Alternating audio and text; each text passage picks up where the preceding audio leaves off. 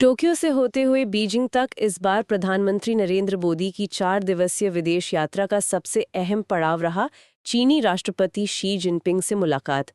America के tariff दबाव और वैश्विक अव्यवस्था के बीच ये मुलाकात केवल एक शिष्टाचार नहीं बल्कि भारत चीन रिश्तों को फिर से परिभाषित करने की कोशिश भी मानी जा रही है। सवाल ये है कि क्या ये बातचीत भारत के लिए नए सामरिक विकल्प खोलेगी या फिर ये केवल प्रतीकात्मक इशारा रह जाएगी। नमस्कार दोस्तों, आप सुन रहे हैं यूपीएससी सिविल 360, जहां आप बिना स्क्रीन देखे सिर्फ सुनकर रह सकते हैं 24/7 अपडेटेड बिल्कुल यूपीएससी इनसाइट्स के साथ। चलिए आज की इस चर्चा की शुरुआत करते हैं प्रधानमंत्री मोदी की 31 अगस्त की चीन यात्रा और राष्ट्रपति शी जिनपिंग के साथ हुई इस महत्वपूर्ण बैठक से। ये मीटिंग एक ऐसे वक्त पर हुई है जब अमेरिका द्वारा लगाए गए टैरिफ्स मतलब आयात शुल्क का असर भारत और चीन दोनों देशों की इकोनॉमीज पर महसूस किया जा रहा है। ये कॉन्टेक्स्ट समझना मेरे ख्याल से बहुत जरूरी है। बिल्कुल, ये सिर्फ एक रूटीन मीटिंग नहीं थी, इसका टाइमिंग बहुत क्रूशल है। इंटरनेशनल मीडिया जैसे CNN वर्ल्ड ने भी इसे हाईलाइट किया है। उनके आर्टिकल्स का हेडलाइन था Xi Modi talk friendship in a chaotic world as Trump's tariffs bite. ये साफ इशारा करता है कि कहीं ना कहीं ये अमेरिकी टैरिफ्स इन दोनों एशियन जायंट्स को, जिनके बीच खुद कई इश्यूज हैं, बात करने के लिए एक कॉमन ग्राउंड दे रहे हैं। सम अमेरिकन मीडिया रिपोर्ट्स तो यहाँ तक सजेस्ट कर रही हैं कि इन टैरिफ्स का अनइंटेंडेड कॉन्सिक्वेंस ये हुआ है कि इंडिया, चाइना और रशिया के और भी करीब आ गया है, जो शायद वॉशिंगटन की ओरिजिनल स्ट्रैटेजी के बिल्कुल ऑपोजिट है। हाँ, ये बात तो जियोपॉलिटिक्स के लिहाज से काफी फैसिनेटिंग है। एक तरफ अमेरिका भारत पर ट्रेड टैरिफ्स लगा रहा है, दूसरी तरफ एक विरोधाभास देखिए। भारत आज यूक्रेन को डीजल का एक मेजर सप्लायर भी बना हुआ है, जो टेक्निकली वेस्टर्न इंटरेस्ट्स को सपोर्ट करता है। इसके बावजूद अमेरिका यूरोपियन देशों पर भी प्रेशर बना रहा है कि वो भारत के खिलाफ प्यूनिटिव टैरिफ्स लगाएं। तो इंडिया कैसे नेविगेट कर रहा है इस कॉम्प्लेक्स वेब को? एग्जैक्टली, ये इंडिया की फॉरेन पॉलिसी के लिए एक बहुत ही डेलिकेट बैलेंसिंग एक्ट है। और इसी कॉम्प्लेक्स बैकड्रॉप में ये खबर आती है कि इंडिया अगले महीने रशिया से अपना क्रूड ऑयल इंपोर्ट 10 से 20% तक बढ़ाने की सोच रहा है। जियोपॉलिटिकली इसे वेस्टर्न वर्ल्ड के लिए एक क्लियर स्टेटमेंट की तरह देखा जा सकता है कि इंडिया अपनी स्ट्रेटेजिक ऑटोनॉमी यानी अपनी रणनीतिक स्वतंत्रता को लेकर सीरियस है और किसी एक पावर ब्लॉक के दबाव में नहीं आएगा, चाहे वो इकोनॉमिक प्रेशर ही क्यों ना हो। ये दिखाता है कि इंडिया अपने नेशनल इंटरेस्ट को प्रायोरिटाइज कर रहा है। ओके, चलिए अब असल मीटिंग पर फोकस करते हैं। बीजिंग में प्रधानमंत्री मोदी का काफी भव्य स्वागत हुआ और फिर शी जिनपिंग के साथ उनकी बैठक हुई, जो शेड्यूल टाइम से करीब 20-30 मिनट ज्यादा चली। जियोपॉलिटिक्स में अक्सर ऐसी एक्सटेंडेड मीटिंग्स को एक पॉजिटिव सिग्नल माना जाता है ना? क्या ये सिर्फ डिप्लोमेटिक नाइसिटी से ज्यादा कुछ सजेस्ट करता है? डेफिनेटली। जनरली जब हाई लेवल मीटिंग्स तय समय से ज्यादा चलती हैं, तो इसे डीप एंगेजमेंट का संकेत माना जाता है। इस सजेस्ट की लीडर सिर्फ प्रिपेयर टॉकिंग पॉइंट्स नहीं दोहरा रहे, बल्कि जेन्युइनली नए आइडियाज, कॉम्प्लेक्स इश्यूज और पोटेंशियल कोलैबोरेशंस पर डिटेल डिस्कशन कर रहे हैं। चाइनीज मीडिया सोर्सेज से भी जो रिपोर्ट्स आ रही हैं, वो भी यही इंडिकेट करती हैं कि बातचीत काफी पॉजिटिव और सब्सटैंटिव रही। ऑफ कोर्स डिप्लोमेटिक रीडआउट्स हमेशा पॉजिटिव ही होते हैं, लेकिन मीटिंग की लेंथ एक इंडिकेटर हो सकता है। तो इस सब्सटेंटिव बातचीत से क्या कॉन्क्रीट आउटकम्स या की स्टेटमेंट्स निकल कर आए? मतलब डिलीवरेबल्स क्या थे? 2 मेन अनाउंसमेंट सामने आई। पहला, प्रधानमंत्री मोदी ने इंडिया और चीन के बीच डायरेक्ट फ्लाइट्स को रिज्यूम करने की घोषणा की। ये people to people contact, tourism और ट्रेड फैसिलिटेशन के लिए एक प्रैक्टिकल स्टेप है। हालांकि बॉर्डर टेंशन्स के बाद इसकी सिंबॉलिक वैल्यू भी है। दूसरा, राष्ट्रपति शी जिनपिंग का स्टेटमेंट काफी सिग्निफिकेंट था। उन्होंने कहा कि मित्रता वाइटल यानी अत्यंत महत्वपूर्ण है, एक अच्छा पड़ोसी नेसेसरी है और ग्लोबल वेलफेयर के लिए ड्रैगन यानी चाइना और एलिफेंट यानी इंडिया का साथ आना जरूरी है। ये रेटरिक स्पेशली वाइटल फ्रेंडशिप और नेसेसरी गुड नेबरलीनेस मौजूदा ग्लोबल डिसऑर्डर और यूएस प्रेशर के कॉन्टेक्स्ट में काफी मायने रखता है। फ्रेंडशिप और कोऑपरेशन की बातें सुनने में तो अच्छी लगती हैं, लेकिन जैसा आपने भी कहा, इश्यूज तो कई हैं and the biggest elephant in the room वो तो सीमा विवाद ही है। गलवान घाटी जैसी हिंसक झड़पों की यादें अभी ताज़ा हैं। क्या इस कोर इशू को एड्रेस करने के लिए कोई ठोस कदम उठाने पर सहमति बनी? बिल्कुल, ये सबसे क्रिटिकल एस्पेक्ट है एंड यस, इसे एड्रेस किया गया। रिपोर्ट सजेस्ट कि बैठक में बॉर्डर एरियाज में पीस एंड स्टेबिलिटी बनाए रखने के लिए एक स्पेसिफिक मैकेनिज्म बनाने पर सहमति बनी है। The idea is to strengthen border management protocols. इसके तहत दोनों देश स्पेशल रिप्रेजेंटेटिव्स अपॉइंट करेंगे जिनका काम होगा लाइन ऑफ एक्चुअल कंट्रोल, यानी वास्तविक नियंत्रण रेखा पर रेगुलर कम्युनिकेशन बनाए रखना, ताकि फ्रिक्शन पॉइंट्स पर तनाव कम हो और मिसकैलकुलेशंस अवॉइड किए जा सकें। इसे हम एक कॉन्फिडेंस बिल्डिंग मेजर मतलब CBM कह सकते हैं। लेकिन क्या ये मैकेनिज्म एक परमानेंट सॉल्यूशन की तरफ कोई कदम है? भारत का लॉन्ग स्टैंडिंग पोजीशन तो एक क्लियरली डिमार्केटेड इंटरनेशनल बॉर्डर का रहा है। उस दिशा में कोई प्रगति हुई या ये सिर्फ LAC पर मौजूदा तनावपूर्ण स्थिति को मैनेज करने की बात है? That's the crucial distinction. India ने अपनी पोजीशन रीआइटरेट की है कि बॉर्डर इशू का एक fair, reasonable and mutually acceptable permanent solution चाहिए और सभी आउटस्टैंडिंग इश्यूज को डिप्लोमैटिकली रिजॉल्व करना होगा। चाइना ने भी मतलब जुबानी तौर पर विलिंगनेस शो की है कि वो इशू रिजॉल्व करना चाहते हैं। लेकिन यहीं पर फंडामेंटल चैलेंज आता है, क्या चाइना अक्साई चिन, जिस पर भारत क्लेम करता है, से पीछे हटेगा? क्या चाइना अरुणाचल प्रदेश पर अपना दावा छोड़ेगा, जिसे वो साउथ टिबेट कहता है?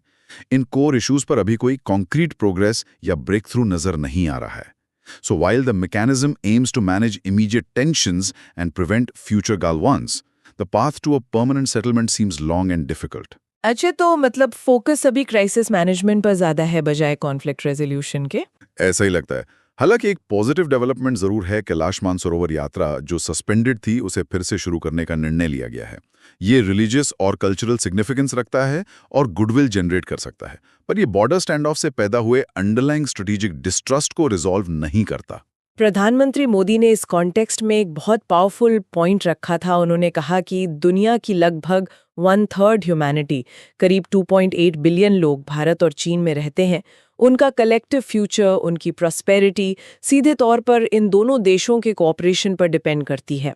ये स्केल रिमाइंडर है कि इन रिश्तों का महत्व सिर्फ बायलैटरल नहीं बल्कि ग्लोबल है। एब्सोल्युटली। ये फ्रेमिंग रिश्ते को सिर्फ नेशनल इंटरेस्ट से ऊपर उठा देती है। It positions India-China ties as crucial for global stability and development. ये दुनिया के लिए एक मैसेज है, शायद सटली ये सजेस्ट करते हुए कि एक्सटर्नल प्रेशर्स को इस वाइटल इक्वेशन, जिसमें लगभग 3 बिलियन लोग शामिल हैं, को डीरेल नहीं करना चाहिए। ये इम्प्लिसिटली दोनों देशों पर जिम्मेदारी भी डालता है कि वो अपने डिफरेंसेस को रिस्पॉन्सिबली मैनेज करें। अब इसमें एक और लेयर ऑफ कम्प्लेक्सिटी जोड़ते हैं। रूसी राष्ट्रपति व्लादिमीर पुतिन भी उसी समय चीन में थे। उन दोनों की मौजूदगी RIC यानी रशिया इंडिया चाइना ग्रुपिंग के रिवाइवल की अटकलों को हवा देती है। क्या ये एक्सिस और पोटेंट हो रहा है? पुतिन की चाइना विजिट और उनकी शी जिनपिंग के साथ टॉक्स सर्टेनली एक और डायमेंशन जोड़ती हैं। हालांकि मोदी की विजिट के दौरान कोई फॉर्मल RIC समिट अनाउंस नहीं हुआ, लेकिन इंटरैक्शन की पोटेंशियलिटी तो सिग्निफिकेंट है। अगर शी, पुतिन और मोदी एक साथ इनफॉर्मली भी दिखते हैं, शायद अपकमिंग SCO समिट वेन्यू पर, तो ये यूरोप और USA के लिए एक बहुत पावरफुल विजुअल मैसेज भेजता है। ये उन मेजर यूरेशियन पावर्स के पोटेंशियल अलाइनमेंट का संकेत देता है जो वैसे प्रेशर्ड महसूस करते हैं। ये सिंबलिज्म अपने आप में जियोपॉलिटिकल परसेप्शंस को शेप कर सकता है, भले ही RIC कॉर्पोरेशन के इमीडिएट प्रैक्टिकल आउटकम्स कुछ भी हों। और इसका पोटेंशियल इम्पैक्ट अमेरिका की इंडिया पॉलिसी पे क्या हो सकता है? क्या ये परसीव्ड क्लोजनेस वॉशिंगटन को न्यू दिल्ली पर प्रेशर बढ़ाने के लिए पुश कर सकती है? That's a strong possibility. कुछ US एनालिस्ट्स बिल्कुल यही प्रेडिक्ट कर रहे हैं। वो आर्ग्यू करते हैं कि अमेरिका इस बढ़ते इंडिया चाइना रशिया इंटरैक्शन को लेवरेज की तरह इस्तेमाल कर सकता है, ताकि यूरोपियन अलाइज को इंडिया पर और कड़े टैरिफ्स या दूसरे रेस्ट्रिक्टिव मेजर्स लगाने के लिए पुश किया जा सके। ऐसा लगता है कि करंट US एडमिनिस्ट्रेशन शायद इंडिया US स्ट्रेटेजिक पार्टनरशिप की लिमिट्स को टेस्ट कर रहा है। ये कितना स्ट्रेंज हिल सकती है। ये एक हाई स्टेक्स गेम है, पोटेंशियली एक तरह की ब्रिंकमैनशिप, ये देखने के लिए कि इंडिया प्रेशर में कैसे रिस्पॉन्ड करता है। अमेरिकन मीडिया और स्ट्रेटेजिक थिंकर्स इस पूरी स्थिति को कैसे एनालाइज कर रहे हैं? क्या वो इसे इंडिया के लिए एक स्ट्रेटेजिक ब्लंडर मानते हैं या एक नेसेसरी टैक्टिकल एडजस्टमेंट? इसमें ओपिनियन में एक क्लियर डिवाइड है। कुछ जाने माने US geopolitical analysts articles publish कर रहे हैं, जैसे Why India should not walk into China-Russia trap। उनका कोर आर्गुमेंट है कि ये बीजिंग और मॉस्को द्वारा बिछाया गया एक स्ट्रेटेजिक ट्रैप हो सकता है, जिसका मकसद इंडिया को वेस्ट के साथ अपने पार्टनरशिप से दूर खींचना है, पर्टिकुलरली US और क्वाड से।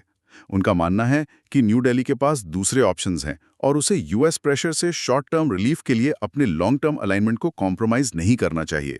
और टैरिफ्स को लेकर मौजूदा यूएस इंडिया फ्रिक्शन पर उनका क्या असेसमेंट है? इंटरेस्टिंगली इनमें से कुछ एनालिस्ट्स ये भी सजेस्ट करते हैं कि वॉशिंगटन और न्यू दिल्ली के बीच का मौजूदा स्टैंड ऑफ शायद टेम्पररी हो। वो एंटिसिपेट करते हैं कि इवेंचुअली किसी न किसी तरह की डील या अंडरस्टैंडिंग हो जाएगी, मतलब इकोनॉमिक प्रेशर शायद कम हो जाए। वो ऐसे फ्रेजेस यूज कर रहे हैं जिनसे लगता है कि एक इवेंचुअल कॉम्प्रोमाइज लाइकली है, हालांकि वहां तक का रास्ता भी क्लियर नहीं है। तो उनकी सलाह इस प्रेमिस पर बेस्ड है कि यूएस फ्रिक्शन मैनेजेबल है और उसे इंडिया को चाइना और रशिया के साथ पोटेंशियली डिसएडवांटेजियस अलाइनमेंट में नहीं धकेलना चाहिए। तो इस क्रिटिकल जंक्चर पर इंडिया के लिए उनकी स्पेसिफिक सलाह क्या है? वो किस चीज के खिलाफ वॉर्न कर रहे हैं? उनकी मेन एडवाइस है कॉशन। वो इंडिया को स्ट्रांगली एडवाइस करते हैं कि चाइना या रशिया के साथ कोई भी मेजर न्यू सिक्योरिटी या स्ट्रैटेजिक कमिटमेंट्स ना करें जो इंडो पैसिफिक स्ट्रैटेजी में उसके रोल को अंडरमाइन कर सके या क्वाड जैसे ग्रुपिंग्स के ऑब्जेक्टिव्स के कॉन्ट्रडिक्ट हो। या जो पर्टिकुलरली फैसिनेटिंग है वो है उनकी स्पेसिफिक वार्निंग उन 4 फाउंडेशनल डिफेंस एग्रीमेंट्स को लेकर जो इंडिया ने यूएस के साथ साइन किए हैं: कॉमकासा, बेका, लमोआ और GSO-MIA। Briefly, COMCASA secure military communication allow करता है, बेका सेंसिटिव जियोस्पेशल इंटेलिजेंस की शेयरिंग फैसिलिटेट करता है, लमोआ लॉजिस्टिक्स के लिए एक दूसरे की मिलिट्री फैसिलिटीज तक एक्सेस देता है और GSO-MIA क्लासिफाइड मिलिट्री इंफॉर्मेशन को प्रोटेक्ट करता है। यूएस एनालिस्ट वार्न करते हैं कि इंडिया द्वारा इन एग्रीमेंट्स पर कोई भी बैक ट्रैकिंग इंडिया यूएस संबंधों के लिए एक मैसिव सेटबैक होगा, पोटेंशियली पार्टनरशिप को दशकों पीछे धकेल देगा। ये एग्रीमेंट्स दोनों देशों के बीच स्ट्रैटेजिक कन्वर्जेंस के पिलर्स माने जाते हैं। तो इसका मतलब क्या है? ऐसा लग रहा है कि भारत एक बहुत ही महत्वपूर्ण मोड़ पर खड़ा है। अगले कुछ महीनों में लिए गए फैसले उसकी फॉरेन पॉलिसी ट्रैजेक्टरी के लिए बहुत लॉन्ग टर्म कॉन्सिक्वेंसेस वाले हो सकते हैं। एब्सोल्युटली। ये कहना शायद एग्जैजरेशन नहीं होगा कि अगले 2-3 महीने आने वाले 2 दशकों का जियोपॉलिटिकल लैंडस्केप शेप कर सकते हैं। अगर हम इसे बिगर पिक्चर से कनेक्ट करें, अगर इंडिया यूएस रिलेशनशिप इस करंट स्ट्रेस टेस्ट को सक्सेसफुली नेविगेट कर लेती है तो शायद स्ट्रेटेजिक इक्विलिब्रियम का कोई रूप बनाए रखा जा सकता है जिसमें यूएस और रशिया चाइना दोनों के साथ संबंधों को बैलेंस किया जाए। हालांकि अगर ये टाइज टूटती हैं या सिग्निफिकेंटली वीकन होती हैं तो फ्यूचर हिस्टोरियंस शायद इस पीरियड को एक टर्निंग पॉइंट के रूप में एनालाइज करेंगे, जहां क्वाड और ब्रॉडर इंडो पैसिफिक स्ट्रैटेजी जैसी पहले पार्टली यूएस पॉलिसीज के कारण पृष्ठभूमि में चली गईं और यूरेशिया में इंडिया, रशिया, चाइना के एक ज्यादा प्रोमिनेंट स्ट्रेटेजिक ट्रायंगल के उभरने का रास्ता बना। और आगामी Shanghai cooperation organisation SCO summit, वो इस कॉन्टेक्स्ट में कितना इंपॉर्टेंट होगा? SCO समिट तो एक्सट्रीमली क्रूशल होगा। ये एक ऐसा प्लेटफॉर्म है जहां इंडिया, चाइना, रशिया, पाकिस्तान और सेंट्रल एशियन स्टेट्स के लीडर्स मिलते हैं। साइडलाइंस पर होने वाली बायलैटरल मीटिंग्स, समिट के अंदर डिस्कशंस और वहां पहुंचने वाले कोई भी जॉइंट स्टेटमेंट्स या अग्रीमेंट्स इवॉल्विंग जियोपॉलिटिकल अलाइनमेंट्स के बारे में और क्लियर सिग्नल्स देंगे। हमें तियानजिन, जहां ये मीटिंग्स एक्सपेक्टेड हैं, से होने वाले इंटरैक्शंस और आउटकम्स को क्लोजली वॉच करने की जरूरत है, ये समझने के लिए कि धाराएं किस दिशा में बह रही हैं। ये वो स्पेस है जहां इस यूरेशियन ड्रामा का बहुत कुछ प्ले आउट होगा। ये निश्चित रूप से एक हाईली डायनामिक और कॉम्प्लेक्स सिचुएशन है जो सामने आ रही है। भारत को बहुत सावधानी से कदम उठाने की जरूरत है, अपने immediate economic pressures, long term strategic interests और दुनिया में अपनी भूमिका के विजन को बैलेंस करते हुए। इंडीड, ये एक क्लासिक फॉरेन पॉलिसी चैलेंज है जिसके लिए स्किलफुल डिप्लोमेसी की जरूरत है। इंडिया को अपनी स्ट्रेटेजिक ऑटोनॉमी की इच्छा को अपनी विभिन्न पार्टनरशिप्स के बेनिफिट्स और कंस्ट्रेंट्स के साथ बैलेंस करना होगा। अब जो चॉइसेस लिए जाएंगे, यूएस प्रेशर पर कैसे रिस्पॉन्ड करना है, बॉर्डर इशू के बावजूद चाइना के साथ कितना डीप एंगेज करना है, रशिया रिलेशनशिप को कैसे लेवरेज करना है, ये सब मिलकर आने वाले सालों, शायद दशकों तक इवॉल्विंग ग्लोबल ऑर्डर में इंडिया की जगह तय करेंगे। स्टेक्स बहुत ज्यादा हैं। दोस्तों, अब आपके लिए एक सवाल। आपके हिसाब से प्रधानमंत्री नरेंद्र मोदी और शी जिनपिंग की यह मुलाकात भारत चीन रिश्तों में सकारात्मक मोड़ ला सकती है या यह केवल प्रतीकात्मक कदम भर है? अपनी राय हमें कमेंट सेक्शन में ज़रूर बताइए। अगर आपको ये पॉडकास्ट पसंद आया तो चैनल को लाइक, सब्सक्राइब और शेयर करना मत भूलिए। You are watching UPSC Civil 360, the only UPSC channel you can just listen to. मिलते हैं अगले एपिसोड में एक और ज़रूरी मुद्दे के साथ। धन्यवाद और जय हिंद।